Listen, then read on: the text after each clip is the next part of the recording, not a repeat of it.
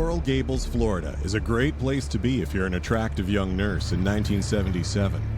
Deborah Pantola Clark is 23 years old, and people describe her as tall, slender, and blonde, with the appearance of an innocent child. Deborah works at Coral Gables Hospital. It's just 20 minutes from downtown Miami. Deborah is well liked at the hospital and makes friends quickly. She's also sharp and ambitious and plans to become a lawyer. As a nurse, Deborah is already on a great career track, but she's an enterprising young woman, and she's always looking for new challenges. Deborah Clark has a good job and nice friends in sunny Miami, a million miles away from the northern working-class town where she grew up. When Deborah Pantola is born on December 26, 1953 in Utica, New York, her home city has seen better days. Utica is an industrial center at the foot of the Adirondack Mountains, over 200 miles from Manhattan. Now, by the end of the mid-20th century, the region was experiencing an economic downturn. We had a good childhood. We didn't have a lot, but I think Debbie wanted more. As mills and factories are closed, ambitious young people look elsewhere to find a more promising future. Plus, Utica is 4 hours from New York City. Anyone with big city dreams is going to be leaving town as soon as they can. Deborah's upbringing in Utica is modest. Her mother and stepfather both have children, so it's a busy blended household with up to 7 kids underfoot, and no money to spare. Debbie got a new bike one time, and I'll never forget, her being so excited about having a brand new bike. I remember that being one of the bright moments in her life. Deborah studies nursing at the local Mohawk Valley College in Utica and graduates in 1975. Nursing is a portable job, and she can take it anywhere. It's a perfect ticket for someone with dreams of traveling and working wherever she wants. Deborah's dreams of leaving Utica for a better life hit a speed bump when she marries a local man, Phil Clark, in the summer of 1973. It's a classic starter marriage. She gets hitched to Phil Clark, takes his surname, and almost immediately sees that this might not have been such a great life move. Deborah used to tell her sister that Utica was a dead end, so it's not a shock to anyone when she tells her family she's moving to Miami. So she went to the airport in Syracuse, left the car in the airport, jumped on a plane, and went to Miami.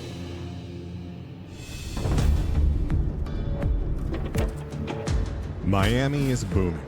Deborah quickly gets a nursing job at Coral Gables Hospital.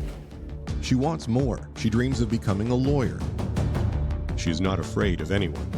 One time she got into a dispute with a senior doctor and recorded a meeting they had with an intermediary. It's clear when you hear Deborah's voice that she is one tough cookie. You want me to go to another apartment, you're going to have to fire me because I won't go. I will document it all. Because if you want to fight, you'll have one. It's amazing now to hear Deborah's voice. She's a strong-willed young woman who clearly knows how to stand up for herself. She's fearless, and she had plans to become a lawyer one day. At 7 a.m. on Wednesday, August 3, 1977, Deborah finishes her shift as her colleague, Marianne LaRusso, is beginning hers. Marianne recalled saying a quick hi-bye to Deborah as her friend clocked out. The following day, Marianne gets a call from the hospital asking if she knows where Deborah is. Turns out, Deborah didn't show up for her 11 p.m. shift the night before. Marianne is immediately worried for her friend. It's not like Deborah to miss work without notice. When Marianne calls her home and gets no answer, her concern escalated right away. Marianne keeps trying Deborah's phone number during the day, and that evening she goes over to Deborah's house. There's no answer at her door. Marianne noticed that Deborah's car is still in the driveway and a light's on inside, but there's still no answer to her phone or when she knocks on the door. It's way out of character for Deborah to drop out of sight without letting people know where she is. The hospital calls Marianne again on the next day, Saturday, August 6th, to tell her that Deborah has missed a second shift in a row. By now, Marianne is convinced that something bad's happened to her friend Deborah. A nurse with a busy social life misses a shift, well, that happens all the time. But Deborah has been missing for 2 whole days without explanation. Marianne needs to find her colleague right now. Just after 7:30 p.m., Marianne LaRusso calls 911. The operator dispatches uniformed police officer Thomas Guilfoyle to Deborah's residence. Guilfoyle's a young cop. He's just 29. Tries the door. Still no answer. The door's locked and there's no signs of forced entry. I talked to the witness again, and there was one light on in one room on the second story of the townhouse. She told me that was Deborah's bedroom, only light on in the house. At this point, it's up to the police to determine whether or not to enter a home without permission. In this case, Deborah's unexplained absence and her friend's concern about her safety is more than enough reason to take a closer look. I spoke with her friend, who was on the scene as well, and I went all around the house. I had to climb about an 8-foot wall to get into the patio. Officer Guilfoyle climbs up onto a pergola to get a better look into Deborah Clark's front bedroom window. I looked in and I saw a human body, which turned out to have been Deborah, lying on the bed. The bed was against the wall where the window was, so her head was towards me and she was lying sort of spread eagled on the bed. Officer Guilfoyle pries open the slider door and goes inside. From the appearance through a window, I assumed something bad had happened and she was probably dead. It's summertime. There's a strong smell of death inside Deborah's apartment. Her body's lying on the bed, her chest, neck, and face are covered with dried blood. Deborah Clark has been dead for 2 whole days, leaving plenty of time for her killer to get away.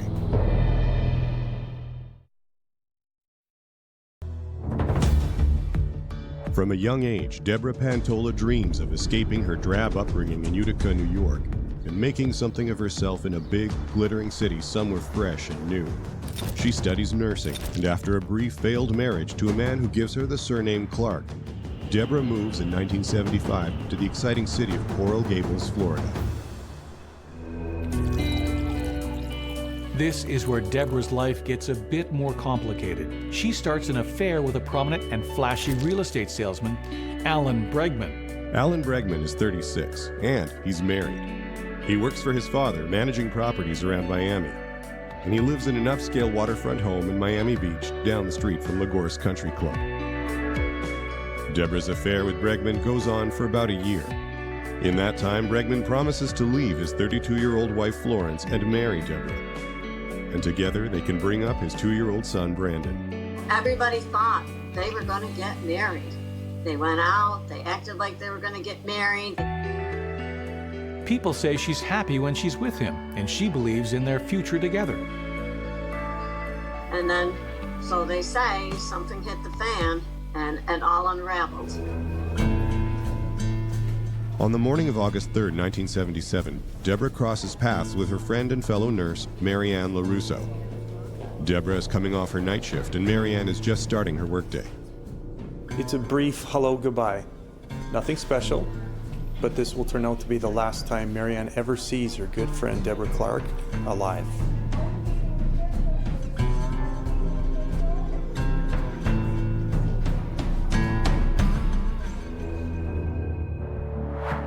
That evening, Deborah wakes up from her daytime sleep.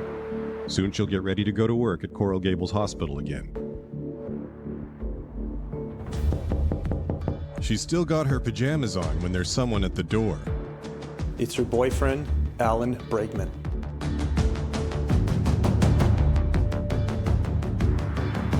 Why did Alan Bregman come to Deborah's place that day? His wife Florence has learned that he is cheating on her. She's threatening divorce. Whatever he tells her then, Deborah does not take this news well. The couple argues. They go into Deborah's bedroom. We know from voice recordings of Deborah at work that she is very capable of standing up for herself. It seems certain that Alan Bregman would know he had his hands full if he started an argument with Deborah. Crime scene investigators look for evidence that the victim fought back before they were killed. Detective Stephen P. McKelvey takes the lead at the scene. Born in Miami in 1943, Detective McKelvey is a Vietnam vet turned cop. He makes a thorough search of the bedroom where Deborah's body was first found by Officer Guilfoyle. The detectives were very accommodating for me, being a fairly new officer. They let me stay on the scene for almost 4 hours and observe and kind of assist a little bit, which doesn't always happen. So I learned a lot. Coral Gables holds some of the wealthiest zip codes in the country. All eyes are going to be on this investigation. The detectives will wait for the pathologist's report to confirm a cause of death. Deborah was shot in the chest and beaten repeatedly around her head area. She did not die immediately. McElveen will check Deborah's fingernails. Did she struggle? Was her killer injured in the fight? She is in her bedroom, in her pajamas. There must have been a level of trust between Deborah and her killer. A level of intimacy between Deborah and the killer might help to explain why there are no telltale signs of a struggle, such as bruising on the victim's arms or shoulders. As the detective inspects Deborah's body, a tiny detail catches his eye. Officer Guilfoyle helps the detectives take a photo of the single black hair on Deborah's arm. That's a clue that might have easily been overlooked. Deborah's a blonde. This hair is dark. Whoever this hair belongs to, it isn't her. If this is a robbery gone wrong, the neighbors will worry that they might be next. But as McElveen makes his sweep of the room, it doesn't appear at first that anything of value is missing. The room isn't ransacked the way one would expect to find it in a burglary. None of the jewelry is missing. The contents of Deborah's wallet all seem to be there. It's strange. There are some things out of place. Empty hangers in the closet. Has some clothing been taken? And if it has been, why? Taking items or trophies from the place where a person is murdered, particularly if the killer is obsessed with the dead person, is a distinct possibility. An empty hanger might just be that, an empty hanger. However, at this moment, no clue should be overlooked. McElveen notes that in addition to the gunshot wound to Deborah's chest, she has been beaten over the head with a blunt object. There are some broken bits of material on the bed that may have come from a gun butt.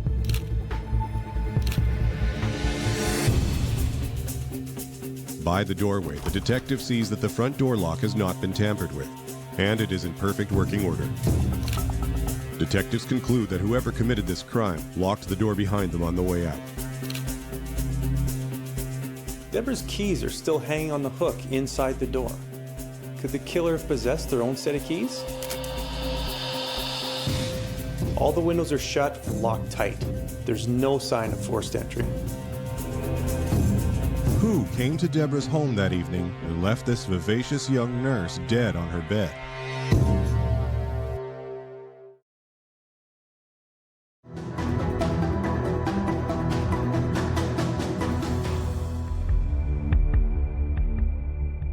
On August 6, 1977, detectives are combing through Deborah Clark's Coral Gables townhouse, where she was shot and beaten to death 2 days earlier. There is no sign of forced entry into the home of the young blonde nurse. Some personal items are missing, but this does not appear to be a robbery. But there's that one single dark hair, out of place. Police contact Deborah's family members to let them know the terrible news. Her younger brother, Brian Pantola, is a sailor on the USS Lafayette, an SSB-16 nuclear ballistic class submarine docked at Holy Rock Port in Scotland. The captain came down and he had a real stern look on his face. He says, "Hey, Officer Pantola, I need to see you in my stateroom." He was just, very straightforward. And he says, "Do you have a sister named Debbie?" And I said, "Yeah." And just no thought even came into my head. And he said, "Well, she's been killed." Brian Pantola can barely comprehend what they're telling him. Because we were close, and it just stunned me, shocked me. Anything you can imagine. The pain was just incredible. Brian's Navy buddies do a whip around and pay for his emergency flight home to New York State. I remember sitting on the plane. I was just sitting there numb. I can remember it like it was this morning. Deborah's death will haunt her brother for years. Brian felt he should have done more after his sister was killed. As he once said of himself, "Your sister was murdered, and you did nothing." When her belongings were brought home from Florida in a rental truck, I had to unpack them. There was fingerprint dust on everything, and it was so hard. The things that really struck my heart were when I opened up books she had, and then I saw like little flowers pressed between the pages of the book, and the sensitivity of her nature and her spirit came through, and it was crushing. Time is already working against homicide investigators in Miami. Police are first called to Deborah's home by her friend and fellow nurse, Marianne LaRusso. Marianne spent more than a day trying to find Deborah after she failed to turn up for a shift at the hospital.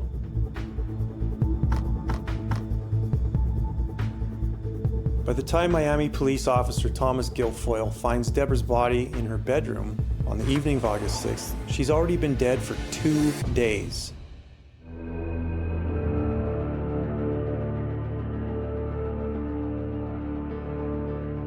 Naturally, the whole ordeal has shaken Marianne quite badly, but she's happy to help police identify anything significant at the crime scene that might lead to the identity of her killer.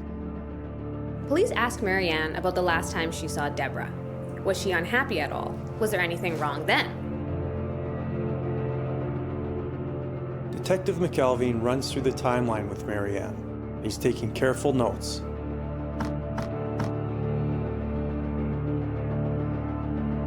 He shows her some photographs taken at the crime scene and asks her if anything looks amiss or out of place. She studies the photos carefully and points out that some framed pictures of Deborah and her boyfriend, Alan Bregman, have been taken down from the walls. She tells police she knows the pictures were there before Deborah was killed. Did the photos include images of the killer? These missing pictures could be keys to the investigation. Police want to know if anything else of value is missing from Deborah's home, such as money, electronics, or jewelry. A number of valuables are still in the townhouse. If Deborah's purse is untouched, we can pretty much rule out a robbery gone wrong. On August 7th, 1977, Deputy Chief Medical Examiner Dr. Ronald K. Wright performs an autopsy on Deborah Clark's body. Dr. Wright determines that the cause of death is the gunshot to the center of Deborah's chest.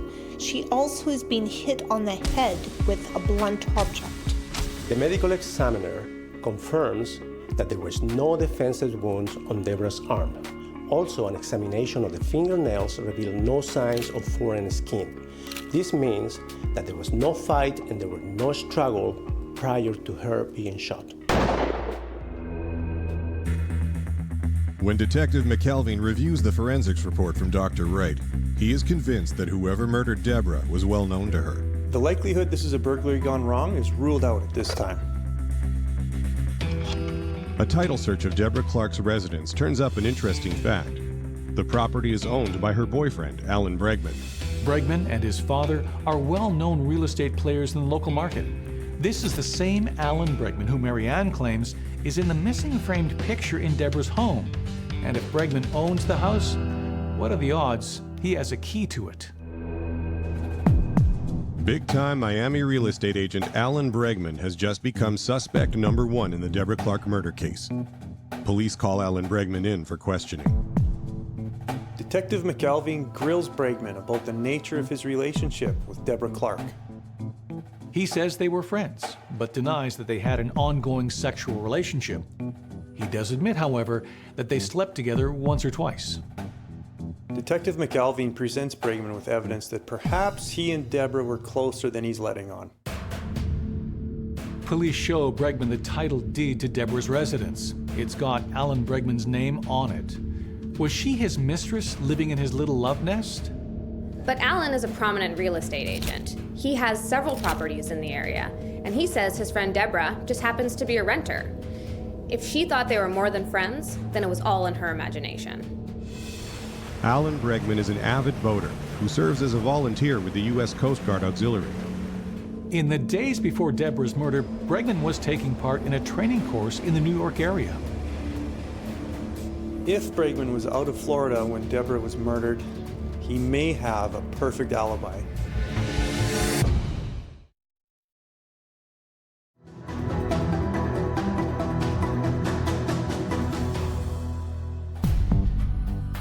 On August 6, 1977, a 23-year-old nurse, Deborah Clark, is found dead on her bed in her Coral Gables home 2 days after she missed a shift at a local hospital. Lead detective Stephen P. McKelvey quickly focuses his investigation on Alan Bregman, who was Deborah's clandestine lover and owner of the townhouse where she lived. All signs point to Bregman, and if it wasn't him, then who could it have possibly been? I thought it was him. The boyfriend was the defendant eventually. I thought so myself, based on he had a key, no forced entrance, no sexual battery of the victim, nothing stolen except the photos off the wall and his clothing. But Alan Bregman is in New York on a Coast Guard training course in early August. Being out of Florida when Deborah was killed would give him a perfect alibi. But then, there is a stunning revelation. It turns out that Bregman left his Coast Guard training course in New York early and flew home to Miami on August 4th. Bregman landed around 2:30 p.m., giving him plenty of time to get to Deborah's townhouse before she was killed around 7:50 that evening. No one heard Deborah and Bregman fighting, so it's hard to be sure exactly how events played out. Why did Alan Bregman bring a gun to Deborah's apartment that morning? Did he know he was going to use it? Deborah was found with blunt trauma head wounds, so we know that not only did he shoot her, he also beat her. There were fragments of a broken gun butt found on the bed, but the murder weapon was still missing from the room. Did Deborah fight back? She's a healthy young woman. You would expect her to. When he shot her, apparently it severed her spine, so she was partially paralyzed as he beat her with the pistol. After he shoots Deborah, Bregman hits her with his fist, with the gun butt, until it breaks into pieces. The attack is just so vicious. Bregman brought a gun to Deborah's house, which makes me wonder whether the attack was premeditated. But whatever Bregman had in mind, Deborah didn't expect to be attacked by the man she loved. The thing that really bothered me and made it stick with me, I think, right up until that evening, Deborah was in love with this man. She had told her friends, he's getting a divorce finally, we're going to get married, we'll be very happy. This is a crime of passion committed by someone she loves, someone she trusts, someone who shoots her, and then he bludgeons her to death. After he kills Deborah, Bregman has plenty of time to remove his personal effects from her townhouse. Because he had 2 or 3 days before the police got there to get pictures off the wall, any incriminating evidence or clothes. He had plenty of time. Everything was gone, everything. McKelvey wants to know why Bregman returned to Miami from his Coast Guard training 2 days before his course was due to end. Bregman tells police that he got a call while he was in New York, telling him that his wife was planning to begin divorce proceedings against him. And he insists that none of his problems with his wife, Florence, have anything to do with Deborah. But Florence filed for divorce from Alan on August 8th, just 2 days after Deborah's body was discovered. Alan Bregman's motive for returning early to Miami may make sense in light of his failing marriage, but the fact remains, he is in Miami when the murder occurs. McKelvey brings all the evidence he has to the local district attorney, but the DA is unwilling to press charges against Alan Bregman. With modern DNA technology, fingerprint technology, surveillance cameras everywhere, cell phone trackings and whatnot, today, making a case against Alan Bregman will be a lot easier. Now, it's worth mentioning that Bregman is part of a powerful and wealthy family in the Miami area. He has access to top legal resources and will put up a formidable defense in court. And if the DA can't win, well, she doesn't want to go to trial. Miami in the late 1970s had the unhappy distinction of being one of America's murder capitals. It was a time when homicide detectives were overwhelmed by violent cases. A couple years later, we were up to 600 murders, and it may have fallen between the cracks. Unless McKelvey can catch a break in the case, Deborah Clark's murder is likely to become just another cold case file on Miami's mounting list of unsolved murders. The more time that goes by without a break in the case, the less likely it is the crime will get solved. Maybe it was the caseload of the detectives. I know that the homicide detectives always work long hours. It may have just been that the new hot cases came along and this one became cold.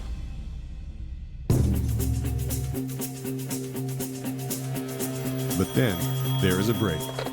Police learned that on August 8th, Less than a week after her murder, Alan Bregman files an insurance claim on Deborah Clark's life for $148,000. You're talking roughly $150,000 in 1977. That's a lot of money back then.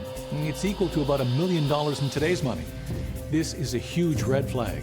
Detective McKelvey contacts Deborah's insurance company to learn more about her life insurance policy. On April 1st, 1977, Deborah applied for a life policy through Allstate Insurance. It became effective on May 1st, 1 month later. At the time of the application, Deborah listed her sisters as the beneficiaries. But it didn't stay that way. And on May 6th, shortly after the policy came into effect, Deborah requested in writing to have Alan Bregman named as the sole beneficiary. If you're looking for a motive, just follow the money. While the investigation continues into Deborah Clark's murder, her body is laid to rest. You hate to see it. A young woman, full of life, cut short far too soon. Plus, the family must deal with the fact that her killing remains unsolved. Many friends, family, and co-workers are in attendance at Deborah Clark's funeral.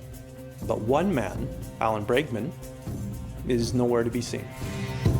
Why isn't Bregman there? Is he too upset by the gruesome murder to attend? Does her family blame him for her murder? Or is it a guilty mind that keeps this man from paying his final respects to Deborah Clark? Even with a pile of circumstantial evidence, including the life insurance policy that benefits Alan Bregman, the district attorney is still unwilling to press charges. It's a judgment call for the prosecutors. On the page, the circumstantial case against Bregman looks fairly compelling, but a high-powered defense attorney could tear it apart. And there's no murder weapon. There are no witnesses or any hard evidence linking him to the murder, at least nothing that would hold up in court in the late 1970s. Detective McKelvey shelves the case and moves on to other serious cases. And there is no shortage of crime in Miami in the late 1970s. Drug crimes and homicides became an epidemic. Sometimes detectives like McKelvey simply didn't have the luxury of pursuing a case properly. It's a tough pill to swallow. You have all these pieces that paint a picture of Bregman as the killer. Deborah Clark's family is heartbroken, and her case goes stone cold.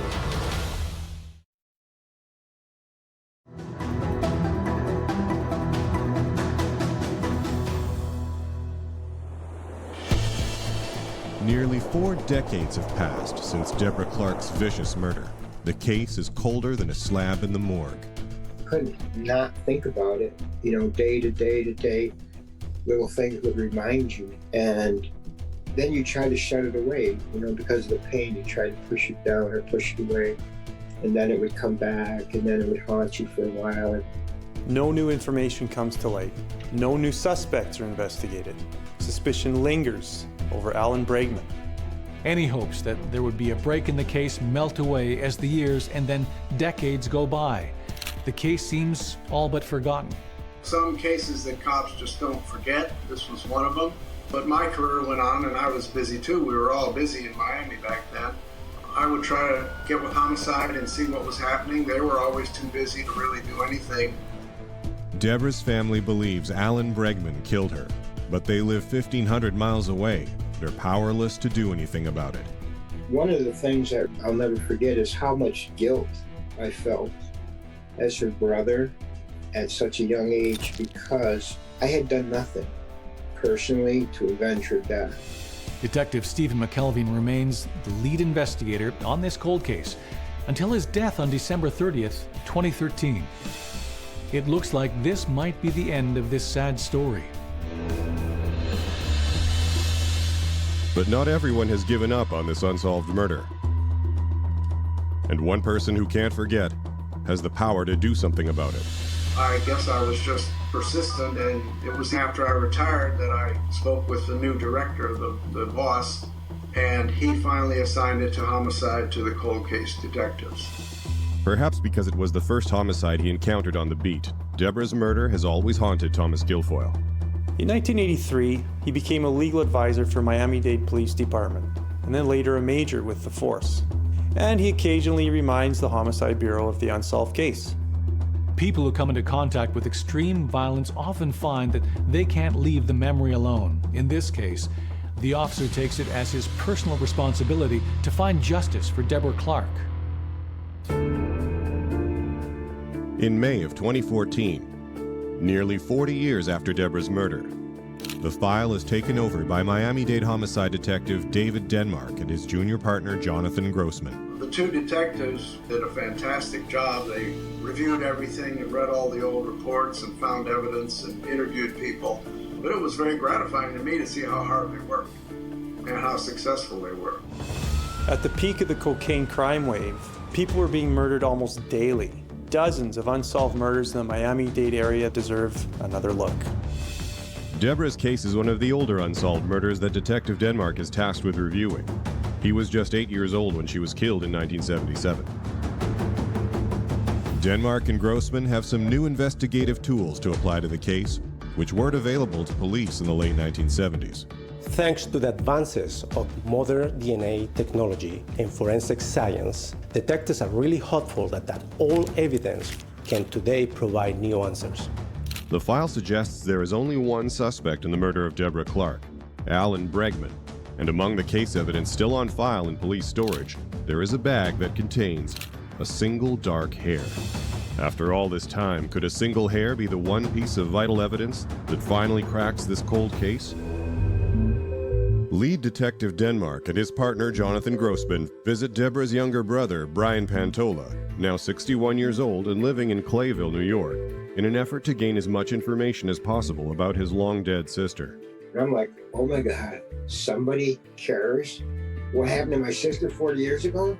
So much time has passed that a family can't help but try and move on and find peace with the fact that their beloved sister, daughter, and friend may never get the justice she deserves.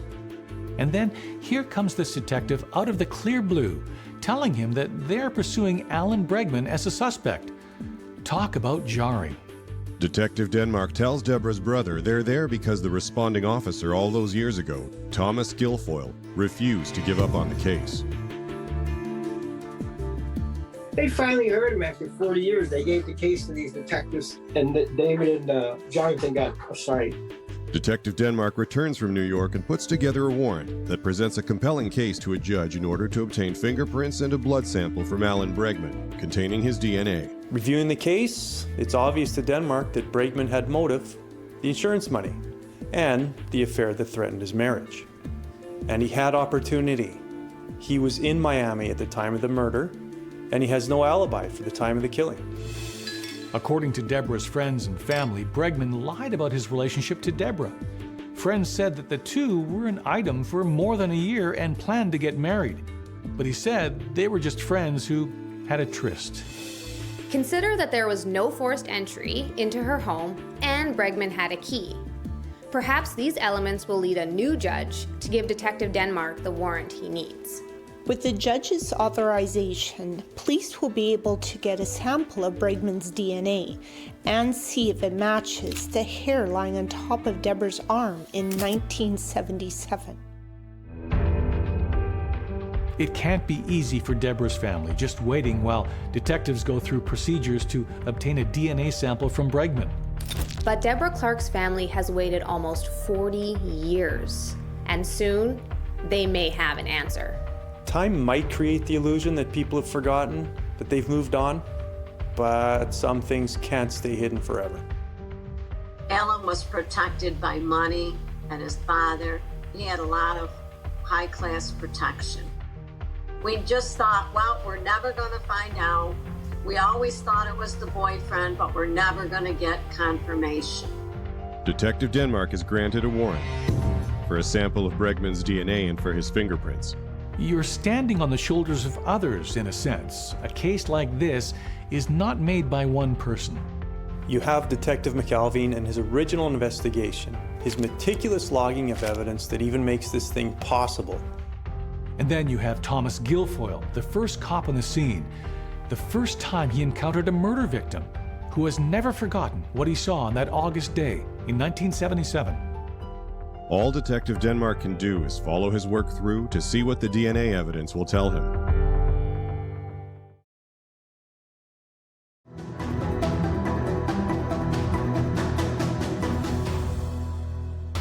In 1977, all evidence points to Alan Bregman as Deborah Clark's killer.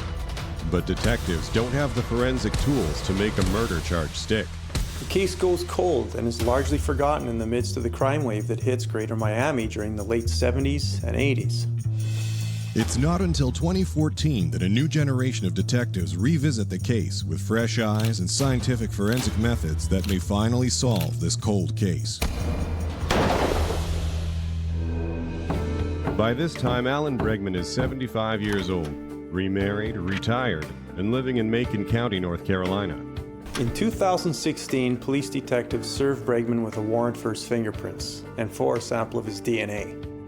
I think he was shocked beyond belief at 40 years to have detectives knocking on your door. Detective Denmark also orders a re-evaluation of all the physical evidence from the crime scene, and that is still in police custody.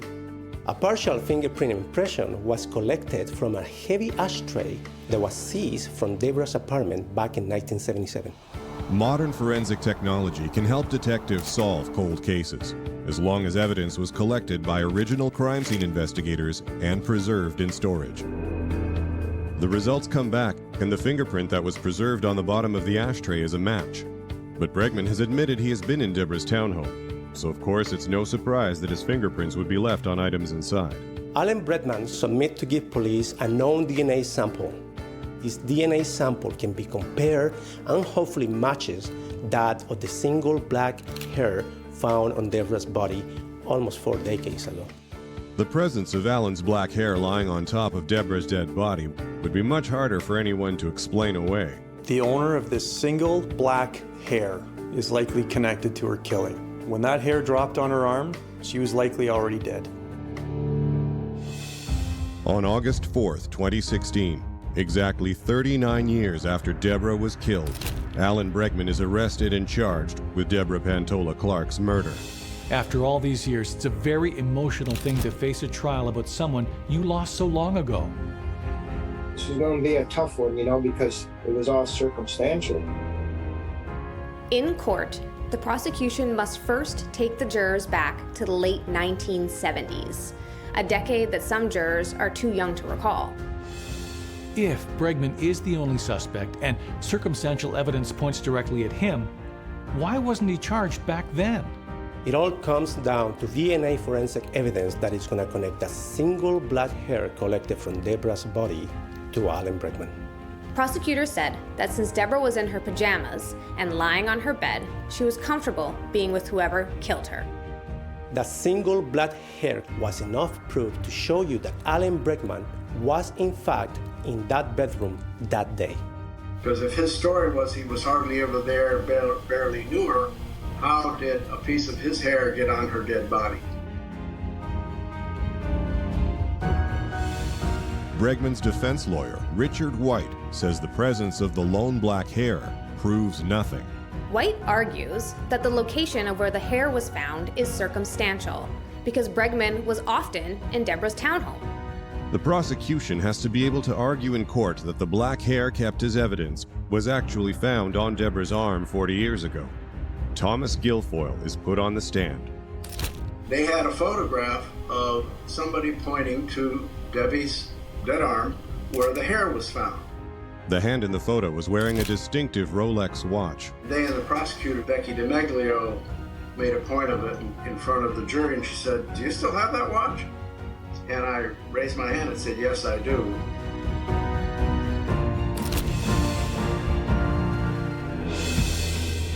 On Friday, April 12, 2019, after a 2-week trial, the jury returns with their verdict. At age 75, Alan Bregman is found guilty of second-degree murder with a firearm. Judge David J. Tunis sentences him to life in prison. At the time, it was the oldest cold case ever resolved in Miami-Dade County. Had it not been for that one stray black hair and Thomas Guilfoyle's persistence, Alan Bregman would never have been brought to justice. I went in there crying, and I'm like, why don't I hate this person? This person killed my sister.